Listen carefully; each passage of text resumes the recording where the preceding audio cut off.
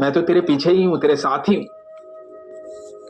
जैसे ही बच्चे ने ये पढ़ा, मन प्रसन्न हो गया, चेहरे पर मुस्कुराहट आ गई, सारे दुख दूर हो गए। अब खिड़की से बाहर देखने लगा, बड़ा खुश था, सफर का आनंद ले रहा था, बड़ा आनंद आ रहा था उसे। वो चेहरे जिनको देख करके वो घबरा रहा था, अब वो परिचित से लगने लगे थे। उनसे डर नहीं लग रहा था, किसी से कोई डर नहीं लग रहा था, कोई भय नहीं था मन में। मन खुश था, क्योंकि पता था मां पिछले डब्बे में बैठी है, अब चिंता की कोई बात नहीं है। स्टेशन आया।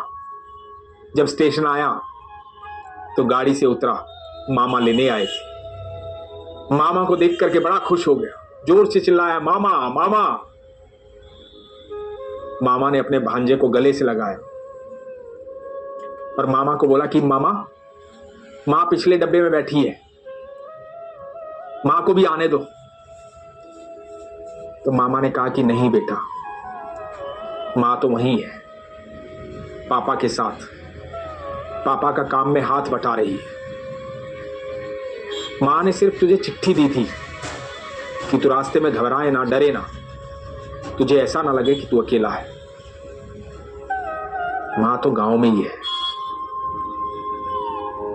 ये सोच करके बच्चे की आंखों में आंसू आ गए, मन प्रसन्न हो गया, क्योंकि मां ही उसकी हिम्मत है। दोस्तों, बड़ी साधारण सी कहानी है, बड़ा साधारण सा प्रसंग है, लेकिन बड़ा अद्भुत है। एक चिट्ठी हम सबको ईश्वर देकर भेजते हैं जब हम इस दुनिया में आते हैं। जिस प्रकार जब हमारा बच्चा पिकनिक पर जाता है तो हम उसे क्या कहते हैं? हम कहते हैं कि बेटा फोन करते रहना, संपर्क में रहना, किसी चीज की कोई आवश्यकता हो तो बता देना, कुछ भी चाहिए तो बोल देना। और ये कह करके अपने बेटे को पिकनिक पर भेजते हैं। लेकिन बच्चा क्या करता है? बच्चा पिकनिक पर जाता है, अपने दोस्तों के साथ घुल मिल जाता है, मां बाप को फोन करना भूल जाता है। जब पैसे खत्म होते हैं तो दोस्तों से उधार मांग लेता है। जब दोस्तों से उधार मांग लेता है तो वहीं पर वो फंस जाता है, क्योंकि उधार जो मांगी है वो वापस लौटानी पड़ेगी, और वापस लौटाएगा कैसे? उसके पास होना भी तो चाहिए। तो संकट आ जाता है, मन घबराने लग जाता है, डर जाता है। और जब डर जाता है, घबरा जाता है, तो मां बाप याद आते हैं। यदि मां बाप को पहले से ही याद किया होता तो संकट आता ही नहीं, किसी प्रकार का डर होता ही नहीं, कोई भय होता ही नहीं, क्योंकि मां बाप ने तो कहा था कि बेटा फोन करते रहना, संपर्क में रहना। दोस्तों, जब हम इस दुनिया में आते हैं तो भगवान भी हमें एक चिट्ठी देकर भेजते हैं, एक बात कहकर भेजते हैं कि बेटा संपर्क में रहना, कभी अकेले महसूस मत करना, मैं हर पल तेरे साथ हूं, बस एक आवाज देना, मैं तेरे पास आ जाऊंगा।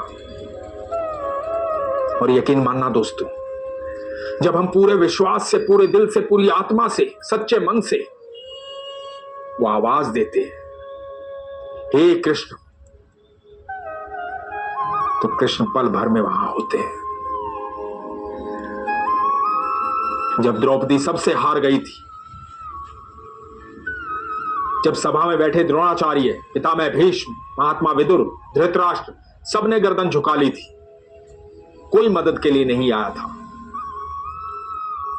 तब द्रौपदी ने कहा था, हे कृष्ण, और कृष्ण पल भर में वहां थे। यकीन मानना दोस्तों,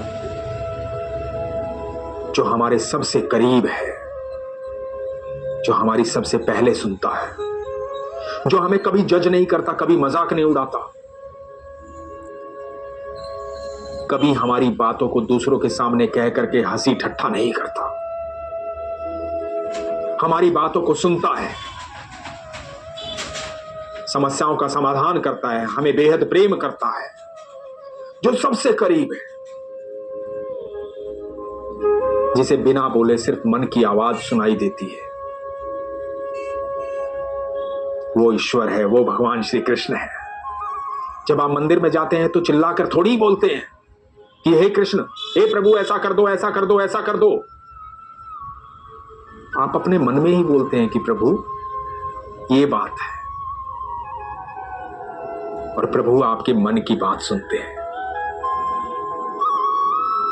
लेकिन विश्वास होना चाहिए, सरल होने चाहिए, सच्चा भाव होना चाहिए।